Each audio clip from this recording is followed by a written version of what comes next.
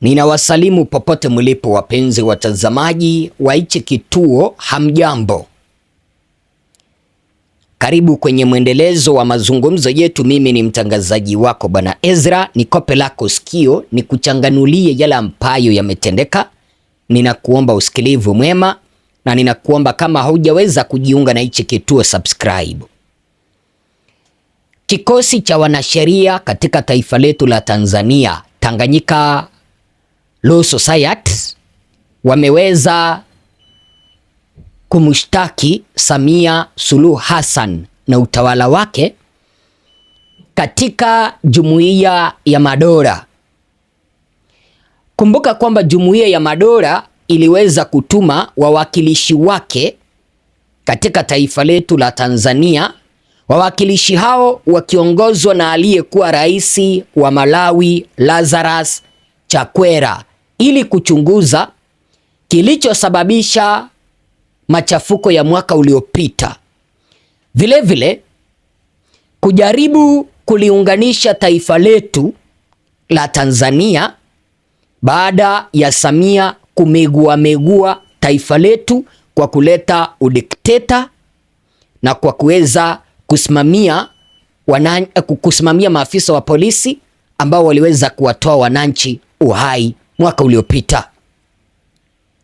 Sasa baraza hili la wanasheria Tanganyika Law Society wakiongozwa na rais wao mwenye anaitwa Boniface Mwabukusi wamemweleza kwa marefu na mapana Bwana Lazarus Chakwera, mjumbe wa Jumuiya ya Madola, kilichosababisha machafuko ya mwaka uliopita.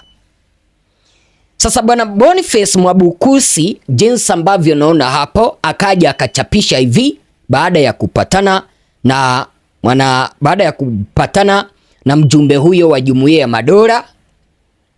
Kaandika kwamba nilipata nafasi ya kuonana na kuzungumza na Dr. Lazarus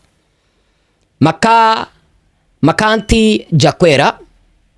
Nilipata nafasi ya kuonana na kuzungumza na Mheshimiwa Lazarus Chakwera, mwakilishi wa katibu mkuu wa Commonwealth Jumuiya ya Madola, na kuzungumzia kiini cha tukio baya kabisa la mauaji ya halaiki Oktoba 29 mwaka 2025 na matukio mengine ambata ya kabla na baada, ikiwemo watu kutekwa na kupotezwa.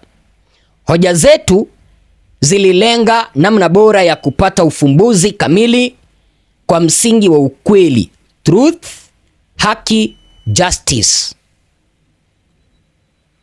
na uwajibikaji, accountability.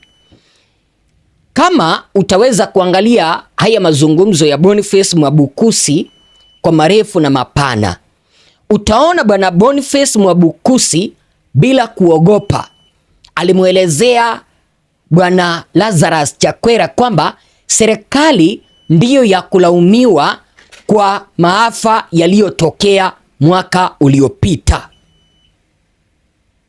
kwa sababu mimi na wewe tunajua mustakabali na msimamo wa Bwana Boniface Mwabukusi. Bwana Boniface Mwabukusi amekuwa akieleza mara si moja kwamba kilichosababisha mpaka maandamano ya mwaka uliopita kutokea ni uchaguzi ambao haukukuwa wa haki na huru, matokeo ya uchaguzi ya kupika yaliyopikwa. Kitu kingine ambacho kilisababisha maandamano ni kutekwa kwa viongozi wa upinzani, ni kutekwa na kupotezwa kwa wale wote ambao walikuwa wanapinga serikali. Vilevile kilichosababisha maandamano ni kutofanyia tume ya uchaguzi mabadiliko na mfumo mzima wa uchaguzi mabadiliko kabla ya uchaguzi. Vilevile kuenguliwa kwa baadhi ya viongozi wa upinzani kutoshiriki kwenye uchaguzi, akiwemo Bwana Mpina, akiwemo Tundu Lissu. lakini serikali haijaweza kuelezea hilo. Hayo ndiyo yalisababisha wananchi wakaandamana. Vile vile bwana Boniface Mwabukusi akamwelezea bwana Lazarus Chakwera tukio baya kabisa la mauaji ya halaiki. Unajua serikali ya Samia haijawahi kubali mpaka wa leo kwamba wananchi waliuawa. Lakini bwana Mwabukusi, rais wa wanasheria, alisema wananchi waliuawa kinyama. Na ni nani ambaye aliweza kuwaua wananchi kinyama? Serikali ya Samia. Na ikaweza kuwazika. Kuna ndugu ambao hawajawahi pata wapendwa wao hadi wa leo. Wameweza ama waliweza kuzikwa upande wa Kunduchi.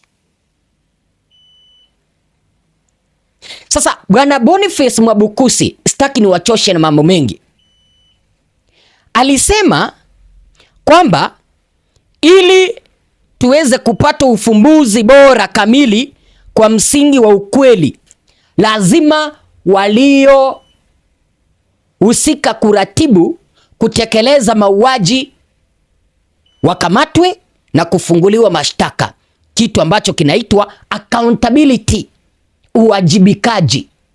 Ikiwa Samia ndiye aliweza kutoa amri, akamatwe hata kufunguliwa mashtaka.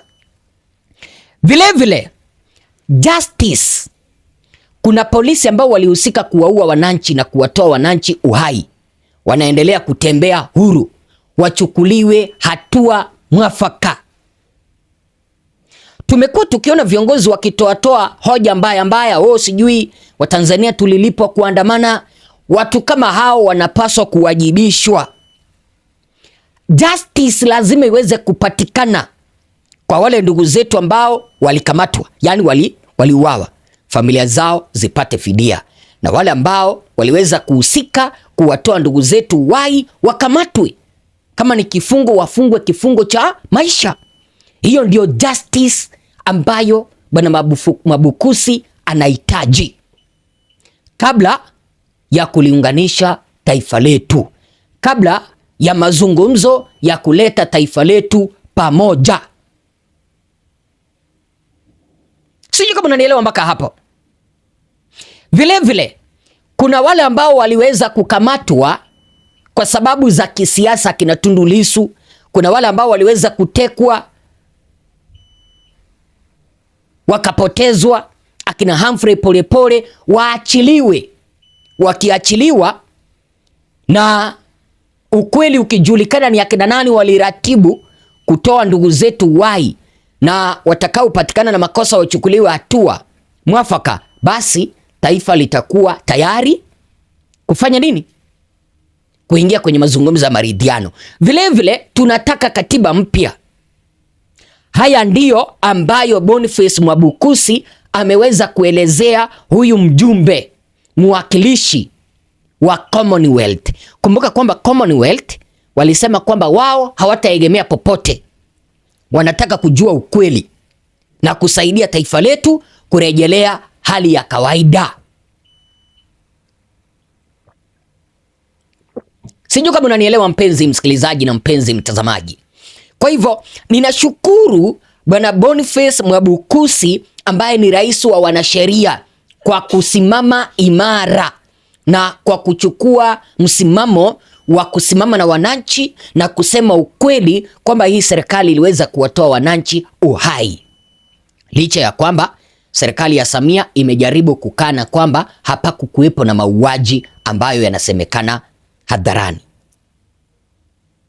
Hadi wa leo serikali imekataa kabisa kutoa idadi kamili ya wale ambao waliuawa, kwa kile ambacho wanasema kwamba hawangetaka yale ambayo yaliweza kujitokea ama yaliweza kutokea mwaka uliopita yaweze kujitokeza tena. Lakini wananchi wanataka idadi kamili. Asante sana bwana Mwabukusi. Sijui kama unanitazama, lakini ninakupea hongera zangu kwa kuweza kusimama imara na kwa kuweza kuwakilisha wananchi wa Tanzania, kwa sababu wewe ni miongoni mwa wale ambao wewe ni miongoni mwa wale watu ambao tunaaminia kwamba wanatetea haki za kibinadamu, mnakataa uongozi wa kiudikteta katika taifa letu. Wewe ni miongoni mwa wale ambao mumekataa katakata kunyamazishwa na serikali hii ya Samia ambayo iliweza kupata uongozi, ambayo iliweza kupata madaraka baada ya kuweza kuwatoa wananchi uhai na kuwachinja. Sijui wazo lako ni lipi? Endelea kuzungumza nami. Tunaomba kwamba ipo siku waliohusika kuwatoa ndugu zetu uhai watawajibishwa, watakamatwa na ukweli utajulikana. Subscribe, sambaza hii kanda. Pole sana kwa kuweza kusikiliza kelele cha chuu chuu. Hizo ni mashini zetu za studio, nguvu za umeme zilipotea kidogo. Asante sana.